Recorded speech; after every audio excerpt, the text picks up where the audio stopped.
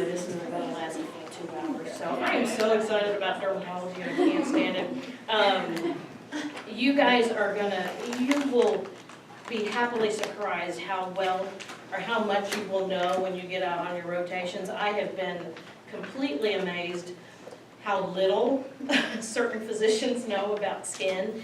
And I know for a fact that for medical students, you know, they have a very small didactic lectures, but from what I understand, most of them don't show up for it, and they don't have to do a derm rotation, so they really, even just basic things, I'm just like, what, you don't know what this is? So you guys are gonna just be hands down more knowledgeable with this sort of stuff. And you know, when I went through umpteen years ago, it was a self-taught thing. We didn't even have anybody lecture to us. We had a book, and they said, you know, look and be able to recognize these pictures of psoriasis and blah, blah, blah. So I had very little, you know, before I got into derm and or even family medicine or whatever, before I graduated.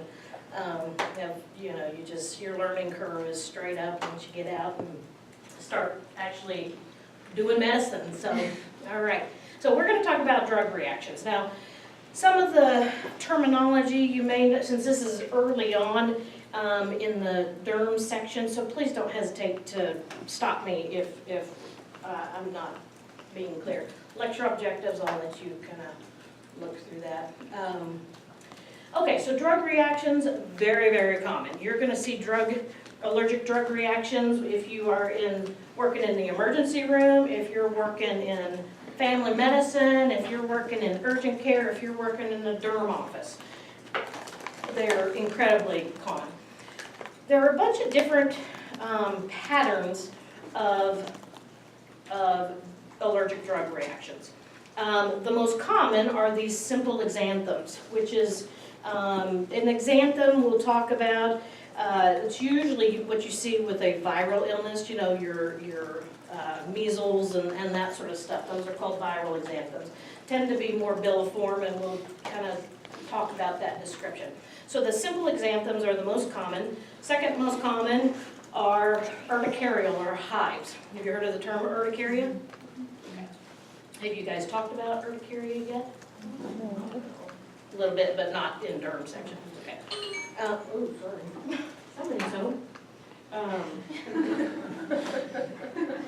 You know, I have a teenager, and so you have to kind of try, although my daughter's good, she's, you know, I can't believe she came from my body, because she's so good. Way better than I was at that. But anyhow. Okay, so there are other medications that will cause other patterns of drug rashes, allergic drug rashes, and this is kind of talking about the bottom there.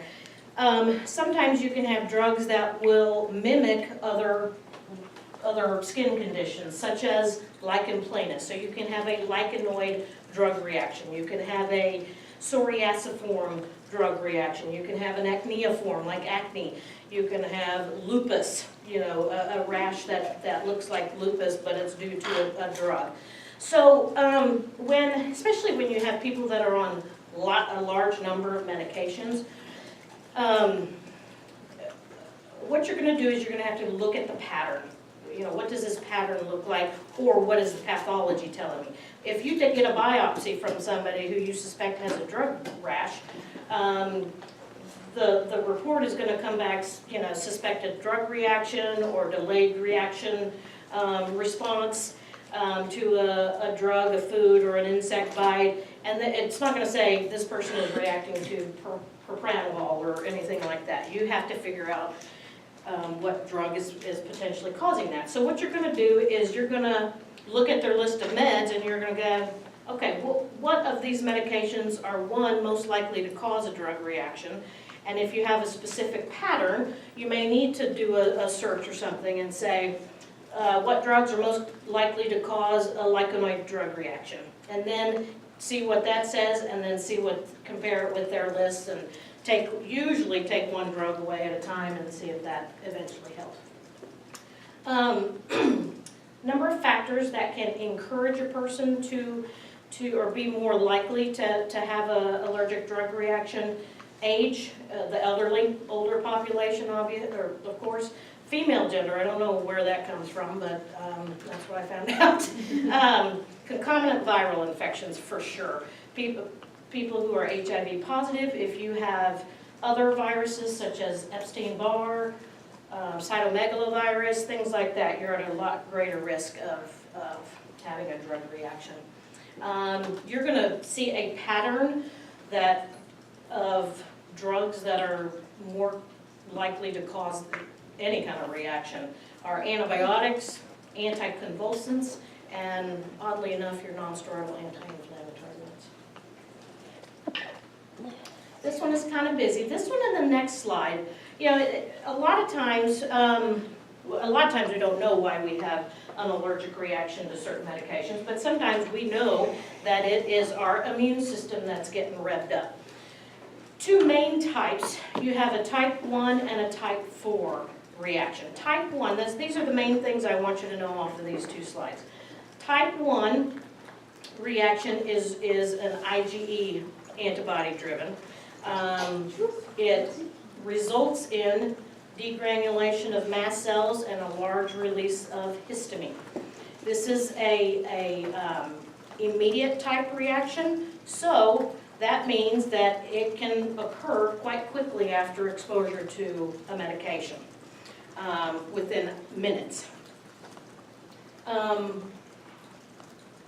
Three particular forms: your angioedema, your urticaria or hives, and your anaphylactic reaction are type 1 reactions.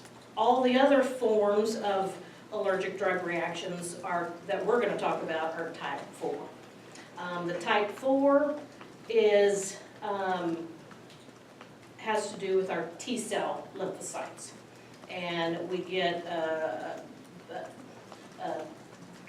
protein drug complex. Our immune system starts reacting to that, and we get a lot of inflammatory cells released, and this will cause the inflammatory reaction on the skin. This is a delayed type reaction, so this can take a lot longer for our body to develop that immune reaction.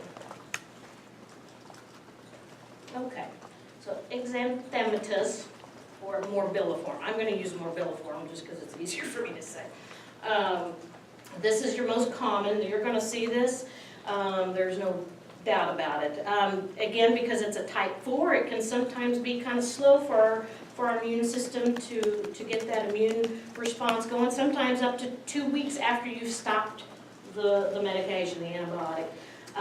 With this, you don't really, it's only involvement in the skin. You're not really having any other systemic problems going on. With this, you're going to get widespread erythematous macules and small papules that will then just kind of coalesce, so it can be pretty widespread and can become confluent then. Itching or pruritus is pretty prominent, where with some of our other reactions not so much, but they're pretty itchy and miserable.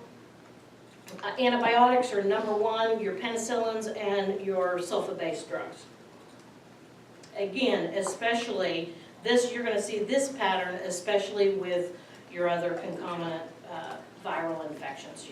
Who knows of a very common infection caused by Epstein-Barr? You see in teenagers. Yeah, good. So that's oftentimes why you see, if you're not really sure if they've got mono and you're treating them empirically for strep throat with amoxicillin, and oftentimes you will see them come back with a rash. All right, so there is your morbilliform reaction. If you could see that close up, those would be really small macules and papules that are just becoming so widespread that it's very confluent. Now the good thing about this is that when that drug is out of the system, it will clear on its own.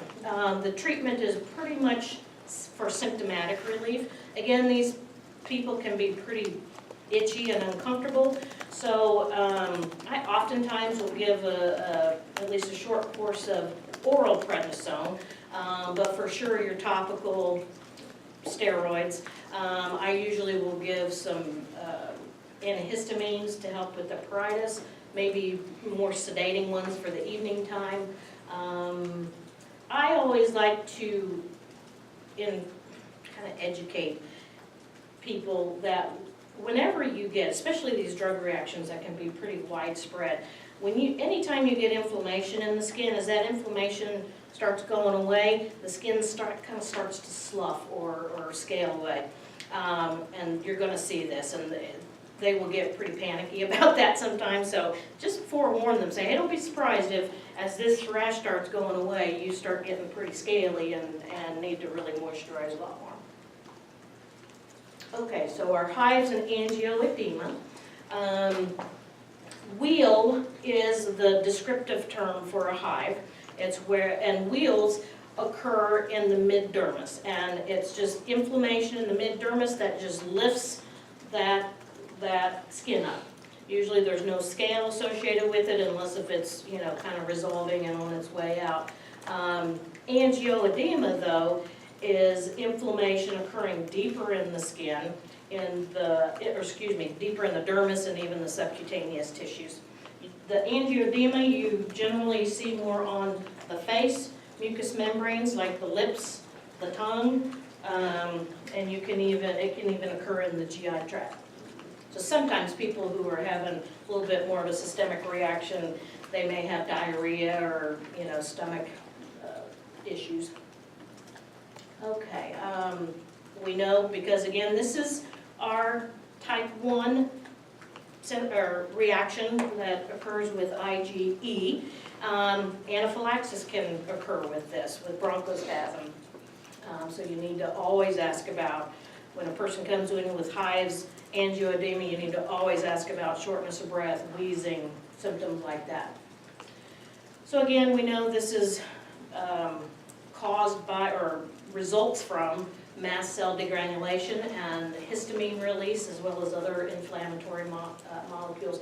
Now, when we're talking about a medication reaction and that causing urticarian angioedema, that's due to our immune system getting revved up. There are other non-immune causes for angioedema, one of them being aspirin and nonsteroidal anti-inflammatories. They disrupt or change how prostaglandin metabolism occurs. I'm sure Dr. Latassi could explain this way better than I. But you still get that mast cell degranulation, but it's from a different cause. It's not the immune system per se. Another thing that you're going to see a lot of is ACE inhibitors and ARBs with angioedema. They generally don't get the urticaria, but they will get the angioedema by itself, and that's a different pathophys.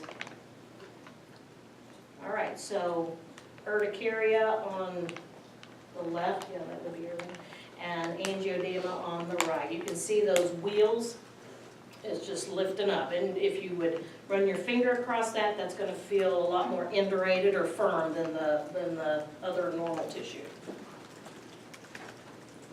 And there are a lot of other things. I mean, there's a gazillion and 20 things that can cause urticaria and angioedema. Drugs, drug reaction is only one thing, but it's all, whenever you see somebody with hives or angioedema, you need to always ask about medications. All right. Again, you always need to remove the drug, the offending drug.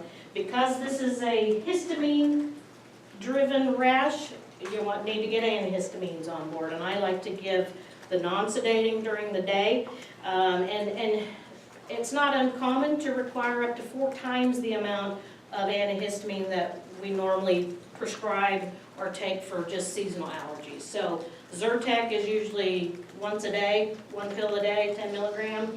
Sometimes these people may require up to 4 times that, 4 pills a day. And I have prescribed that, and people will look at you like, are you trying to kill me? But no, it just requires that. Now I will sometimes also give, again, just to have them get more comfortable faster, systemic steroids, but especially if you give a shot of Kenalog, that's only going to stay in their system for a couple of days, and then they're gonna be right back with the same, rash. So get those long-acting antihistamines on board in addition to the steroid. Sometimes people will add H2 blockers, such as ranitidine, cimetidine, things like that, to just block all the histamine receptors that you can.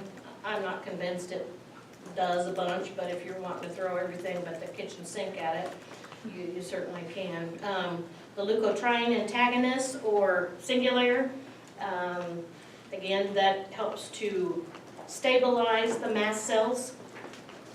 And then sedating antihistamines for evening time so that they can get some better rest. EpiPen, I would recommend that anybody with angioedema, you prescribe an EpiPen. Of course, I mean, if they are, I'm not going to talk about anaphylaxis because I know you'll be talking about that in ER stuff if you haven't already had that, but I think it's smart to prescribe an EpiPen and explain to them how to use it and when to use it and such. Okay, fixed drug. I didn't even know there was such a beast until I got into dermatology. This is where you get a, usually solitary, but sometimes it can be multiple red to purpley colored macule that will then kind of turn into a thicker plaque. So violaceous is the term for kind of a purpley discoloration. There's not a whole lot of skin things that are purpley in color, purple in color. This is one of the few. Lichen planus is another one, so that can sometimes be a clue as to what this could be. The lesion is very well defined. It will possibly turn into what we call a target lesion. It has kind of rings in it to where it looks like a target, and may even blister, and then that may erode. It sounds bad, but it's usually pretty asymptomatic. Sometimes they can have some itching or burning discomfort with it.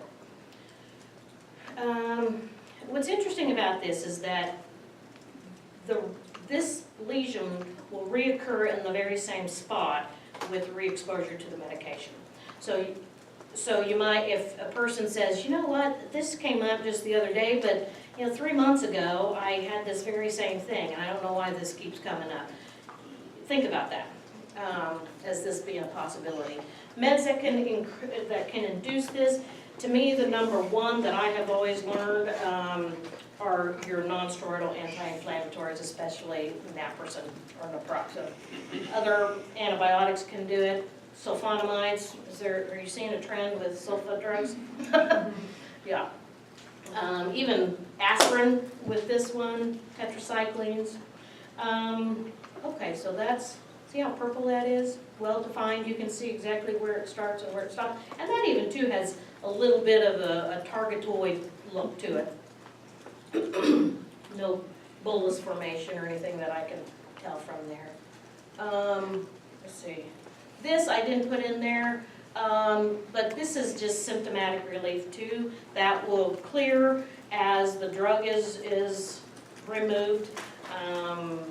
Again, you might want to prescribe some topical steroids just to get it to clear a little bit faster.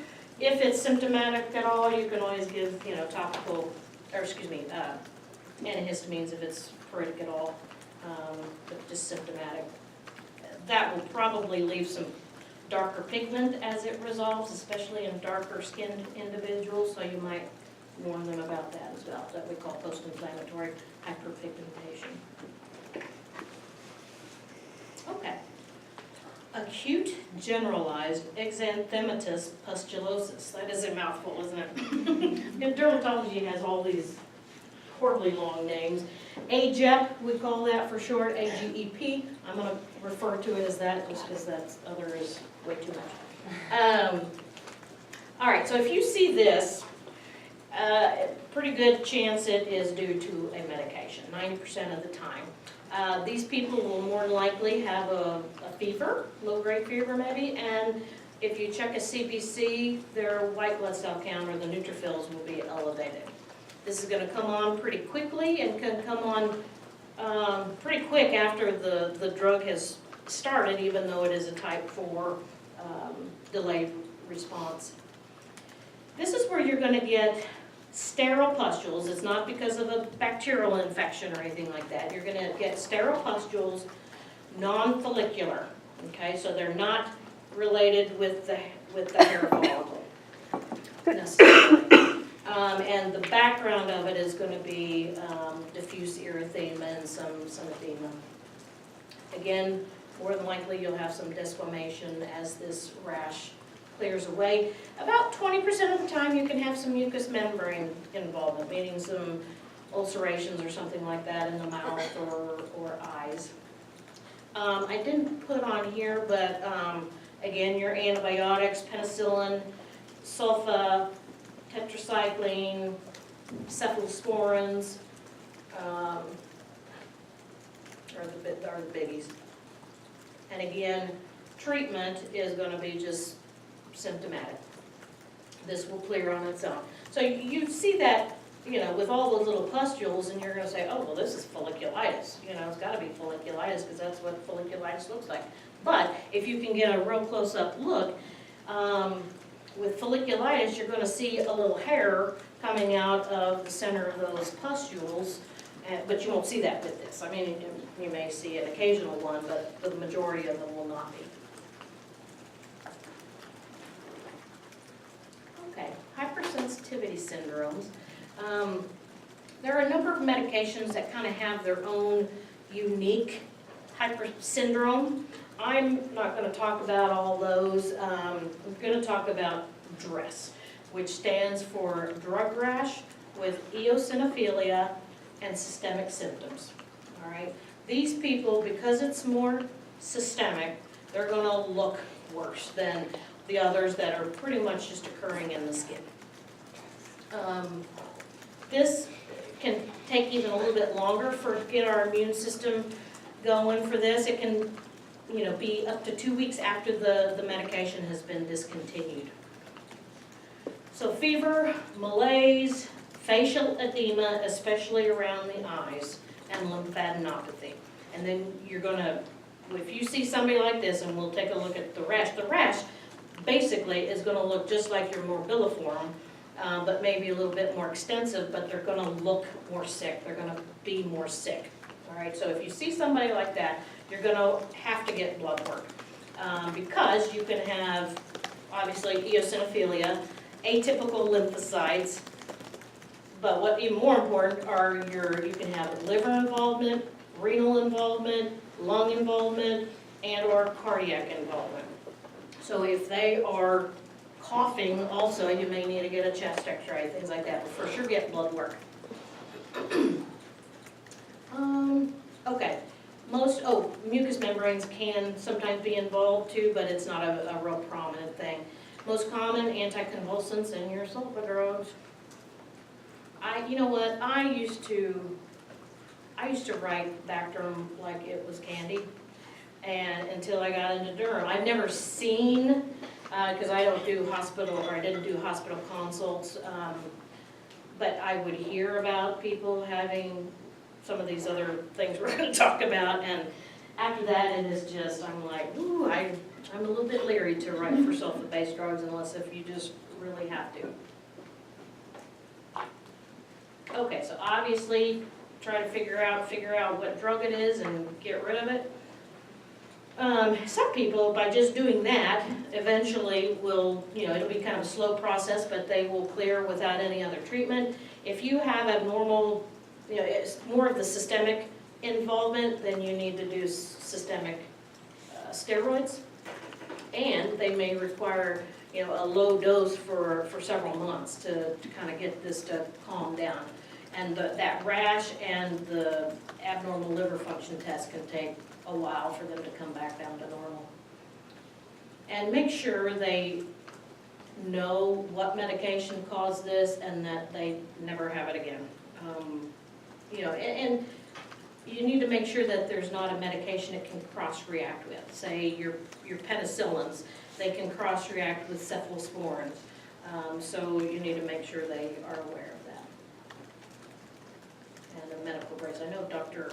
Latassi kind of showed you some medical bracelets and such.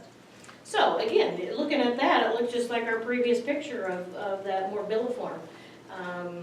You can't tell unless if you are seeing them clinically, seeing how ill they look, looking for that facial edema, especially around the eyes, and lymphadenopathy and abnormal labs.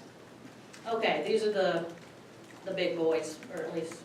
So we have three things: erythema multiforme, Stevens-Johnson syndrome, and toxic epidermal necrolysis, or TEN. It used to be, these are three mucocutaneous blistering disorders, or potentially blistering disorders. They used to feel that all of these three things were pretty much the same process, but just on a degree of severity. EM, erythema multiforme, being the least severe, TEN being the most severe. Now, though, they feel that the erythema multiforme is a different something. So we're going to first talk about the erythema multiforme. This is an acute, comes on pretty quickly, self-limited rash. This, again, sometimes it can be associated with drugs, but most of the time it is associated with infections. And the most common infection is HSV, herpes.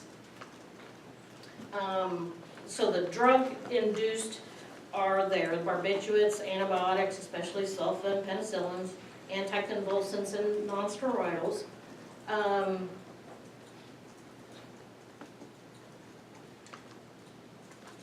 The classic clinical presentation on the skin is what we call a target lesion or an iris lesion, which we'll talk about that, but it can be a little bit variable from that. They categorize EM into minor and major, EM minor and EM major. And we're going to talk about EM minor first. You're going to see this more often in young adults and can sometimes be recurrent. You have these sharply demarcated erythematous macules turning into plaques, and they will then turn into this target or iris lesion where you have three zones. The central zone tends to be a bit more looking like purpura or purpley, a deep red to purple in color. Then outside from that is a more edematous pale ring, and then you have a surrounding flat redness or pinkness. You're going to see these a lot on the dorsal hands and feet, and in EM minor, you don't see as much on the trunk as you do more the extremities. With EM minor, you rarely get mucous membrane involvement. Where EM major, you tend to have a lot more oral mucosa or genital or ocular lesions, erosions. EM major probably is what you may see more with the oral medication reaction. With the EM minor, it's usually always, well, not usually always, but most of the time it's associated with the HSV infection. Okay, so with EM major, you're going to have a lot more mucous membrane involvement. So here is our target lesion. That is textbook right there. On the left, you've got that central blister, then you've got your pale ring, and then you've got your macular pink or erythema. And you can see a bunch on that hand. I saw a young boy who was on an anticonvulsant, and he was having this, but it was really widespread. I want to say he had a little bit of involvement in his mouth. Okay, so again, you want to treat with this. I think it's really important. Sometimes you will get, you're going to ask, if you see lesions like that, you're going to say, so do you have a history of herpes or cold sores? If they say yes, then I would for sure treat them with an oral antiviral. Even if they say no, I would treat them with an oral antiviral, because large percentage of the time, that's what's driving it. In fact, I did have this gal, and she did not, she was African American. Her lesions did not look textbook, and I got a biopsy of it, and it showed EM, and put her, and she'd been struggling with this for a while, and put her on oral antiviral, and, you know, it just cleared her up. So, the other treatment options are just for symptomatic relief. You know, oral antihistamines, topical steroids may help it to resolve a little bit faster. If you have oral involvement, you may want to get they have swish and swallow or swish and spit type of, viscous lidocaine with Benadryl, things like that. I think if you are treating with oral antiviral and they are still having problems, then you need to refer to a dermatology. You can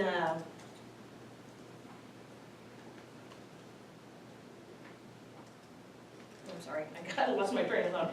You can treat, again, kind of like how herpes simplex is. Sometimes you have very infrequent flares of that. Sometimes it's very frequent. So same sort of thing. You might just educate them that this is associated with your cold sore. So kind of expect every time you get a cold sore, you're going to develop this rash, and get them going on either a periodic with every flare, or everyday treatment just to, if they're having very, very frequent flares.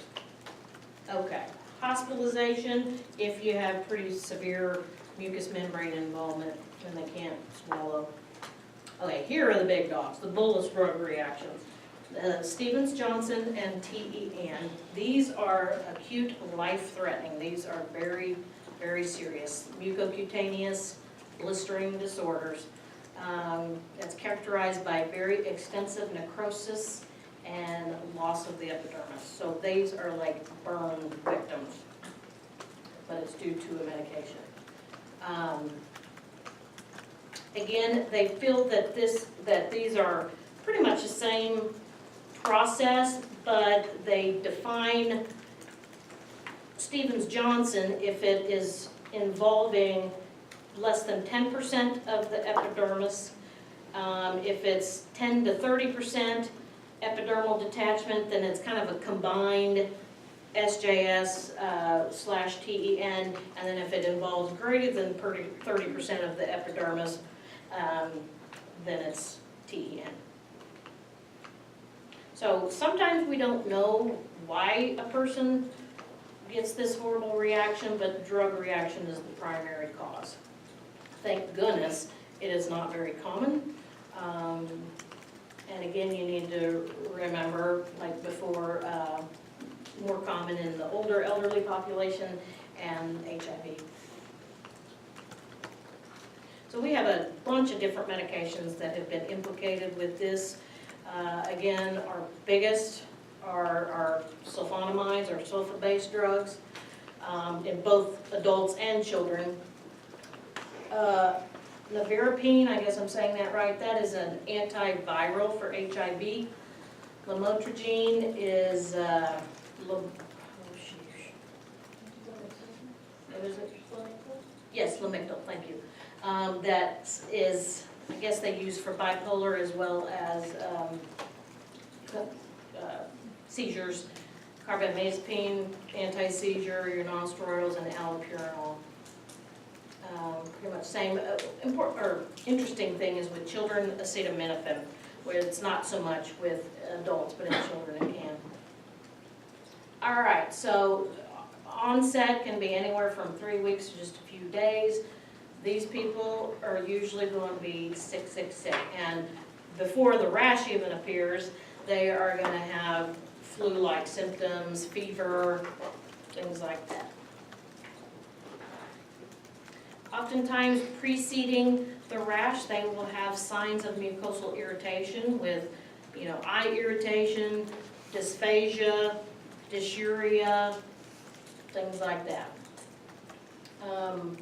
Typically, the rash or the lesions will start on the face and trunk and spread very, very rapidly. And again, the presentation, it can sometimes look somewhat like erythema multiforme, but the lesions aren't quite textbook targetoid. Or you can just have widespread erythema and then you just start sloughing. And you can just get sheets of skin coming off. And what's important about this is the mucosal involvement is very, very prominent as well. You're going to have at least 2 different areas mucosal involvement. Oral mucosa and the eyes are the most common. The Nikolsky sign is usually positive in these people. This is where the skin peels away with lateral pressure. So you kind of, rub against the skin, or you take a pencil eraser and kind of turn it, and that skin is just going to peel away real easily. And that's just, the upper epidermis is just easily detaching from the lower epidermis. So you might be aware of that term. So again, the mucosal involvement can be very, very prominent and incredibly painful. You're always going to get a biopsy on this. And these people, you're going to hospitalize. I mean, these people are going to be ill, hospitalized and get a derm consult, and they will biopsy. Whenever you biopsy from a blister, you always kind of want to get at the leading edge of the blister, so you get a part of the actual blister and part of the normal skin as well. And that is, I didn't even give you a picture of the oral mucosal involvement, but you can certainly do I know, it just makes me sick thinking about it. So you see that, and you might think twice about prescribing Bactrim if there's not if they don't strongly have a,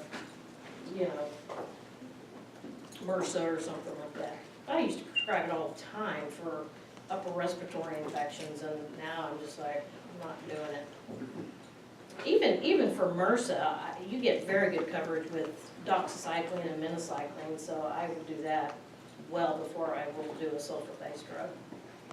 But that's just me. You live and learn. Okay, do you have any questions? I think I'm done for today. Oh, hold on, I beg your pardon. This is the last one, I promise. Okay, so obviously you're going to just stop whatever medications you can. If you don't know, for sure exactly what the offending drug is, get rid of everything you possibly can. And these people are going to be hospitalized. You're treating them like a burn patient. They have lots and lots of fluid and electrolyte losses, so you need to manage that. Caloric replacement, burn victims, and people who have just gaping, wounds like this, they have huge amounts of calorie and protein needs, and so you need to make sure that happens. Infection prophylaxis, have to cover for that, because that is sepsis is your #1 cause of death. And you're obviously, if you have eye involvement, anytime with any of these mucocutaneous skin problems, if you have eye involvement, you always want to get an ophthalmologist involved, because if a person survives this, the eye involvement sequelae is one of the long-term complications, so make sure you get them involved. So mortality rate, 10% with Stevens-Johnson, 30% with the combo, and up to 50% with TDM. So I'll never forget too. You learn from, I had a gal who I was prescribing, I can't remember the name of the drug, but it's strictly sulfa. And they had told me they had a sulfa-based drug, or a drug allergy. And I got home and I realized what I had done. And I had said, don't fill this, kind of let it, see if your infection will go away or whatever. I don't know, it was too long ago. But I remember I got home and I went into panic mode. I was like, oh my God, this is a sulfa-based drug. I called them at home. I looked up their number and I called them at home. I was like, do not take that medication. Don't even fill it. Don't even look at the prescription. Thank goodness they didn't, but they were very appreciative that I called them at home. Okay, questions? Yeah. I do that with pictures that I like. Somebody else. Like over your bed. I should ask you in your head. Why am I doing fake patient? I have fake patient at 2 in the morning. Right? Yeah. I would say 1 hour. I'm bad at some people. Thank you. I just Well, I've been in there all the time. I don't see you smile very often. I don't smile very often. Not here. Not until I get home. Thank you. When I get